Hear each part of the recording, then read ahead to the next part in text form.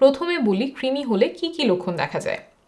শিশুর খাবারে অরুচি হতে পারে, খাবার দিলে খাচ্ছে না, দূরে সরে যাচ্ছে, আগে যেসব খাবার পছন্দ করতো সেগুলোও খেতে চাইছে না, এমন হতে পারে। শিশুর পেটে ব্যথা, বমি, পাতলা পায়খানা হতে পারে। বিশেষ করে 2 সপ্তাহের বেশি যদি এমন চলতে থাকে তাহলে সেটা কৃমি হওয়ার একটা লক্ষণ। কিছু কৃমির কারণে আমাশা দেখা দেয়। তারপর পায়খানার রাস্তার আশেপাশে প্রচুর চুলকানি হতে পারে, বিশেষ করে রাতে কৃমি যখন বের হয়ে আসে তখন চুলকানি বেড়ে যায়।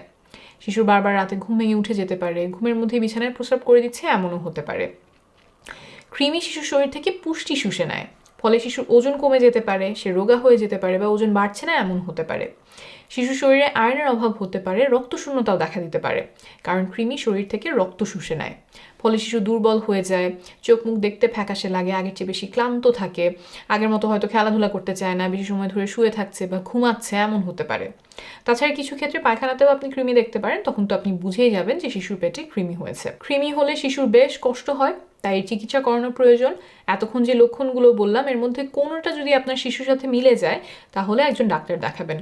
তিনি আপনার সাথে কথা বলবেন, শিশুর সাথে কথা বলবেন, শারীরিক পরীক্ষা নিরীক্ষা করবেন, সাথে কিছু রক্ত পরীক্ষা, পায়খানার পরীক্ষাও করতে বলতে পারেন। সব কিছু দেখে শুনে ডাক্তার যদি মনে করেন যে কৃমির কারণে এমন হচ্ছে তাহলে তিনি কৃমির ওষুধ দিবেন। খুব অল্প দামে এই ওষুধগুলো কিনতে পাওয়া যায়। কোনো কোনো ওষুধ একবার খেলেই হয়, কোনো কোনো ওষুধ পরপর কয়েকবার খাওয়া লাগে। তবে সাধারণত কয়েকদিনের চিকিৎসাতেই কৃমি একেবারে সারিয়ে তোলা যায়, তাই অবশ্যই একজন ডাক্তার দেখাবেন। এখন বলি কি কি করলে কৃমি হওয়া ঠেকানো যায়। শিশু যাতে খালি পায়ে মাটির উপর না হাঁটে সেই দিকে খেয়াল রাখবেন। একজোড়া স্যান্ডেল বা একজোড়া জুতা পরিয়ে দিবেন, কারণ মাটিতে কৃমির ডিম থাকতে পারে।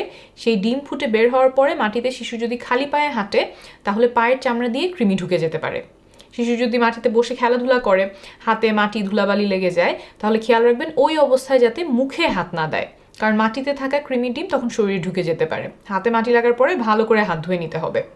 আধোয়া ফল বা শাকসবজি যাতে শিশু মুখে না দেয় সেদিকে খেয়াল রাখবেন, কারণ এসবে কৃমির ডিম লেগে থাকতে পারে। আর শিশুর হাতের নখগুলো ছোট ছোট রাখবেন, ও যাতে মুখ দিয়ে নখ না খায় সেদিকে খেয়াল রাখবেন। আর শিশুকে ভালো করে সাবান দিয়ে হাত ধোয়া শেখাবেন। হাত ধোয়ার সময় ও যাতে নখের নিচের দিকটা ভালো করে পরিষ্কার করে সেটাও শিখিয়ে দিবেন।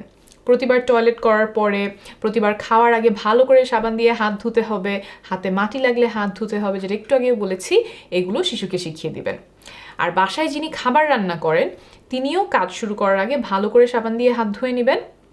আরেকটা জিনিস খুব ভালো করে খেয়াল রাখবেন, শিশু যাতে সবসময় বিশুদ্ধ পানি পান করে, কারণ অপরিষ্কার পানিতে কৃমির ডিম থাকতে পারে। এই ভিডিওতে অনেকগুলো তথ্য দিলাম, সবকিছু হয়তো আপনার মনে থাকবে না।